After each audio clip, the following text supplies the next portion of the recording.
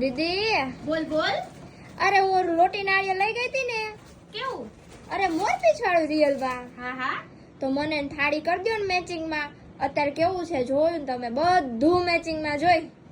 અરે કસ્ટમર નો ઓર્ડર હતો તો તને બતાવું. એક નંબર પીસ આપણે પહેલી વાર આ ડિઝાઇન બનાવી છે. જો આ છે ને આ લોટી નાળિયેર તું લઈ ગઈ હતી બરાબર. હા. તો એના મેચિંગ ની જ આખી પૂજા થાળી આપણે બનાવી છે. જો તું હું તને પેલા નીચેથી આમ બતાવું. જો અરે વાહ, કાંઈ પહેલી ન વાર ઘટે. જોઈ હો આવી ડિઝાઇન તો. તો પછી જો પછી અહીંયાની લોટી રિયલ મોરપીંછ માં જોઈ. પછી આ પૂજા થાળીમાં શું શું આવશે પેલા હું તને ઈ બતાવી દઉં. જો આ બે બાઉલ આવી રીતના જો મોરપીંછમાં.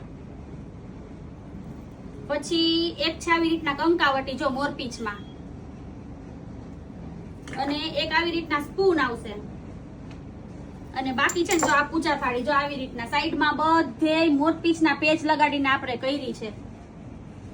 ખરેખર પણ આવી ડિઝાઇન તો ક્યાંય નો જોવા મળે હો, અક્ષર આર્ટ સિવાય, અને તો પછી? એકદમ યુનિક.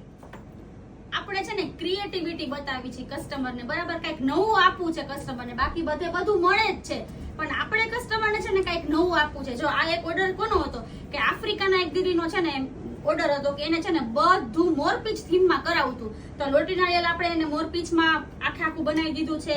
આ પૂજા થાળી હજી દીદીનો હું છે ને ઈ બની જાય ને પછી આની રીલ મૂકીશ. ઈ દીદીને છે ને આખી મોતીની રિયલ મોરપીંછમાં એને ચુંદડી બનાવવા નાખી છે આપણી પાસે. ઈ બની જશે ને ત્યારે હું એનો વિડીયો બતાવીશ. જો અત્યારે જો આ બે વસ્તુ આપણે આખી બનાવી છે.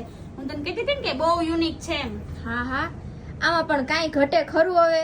ઘટે તો જિંદગી ઘટે બેન હવે તો.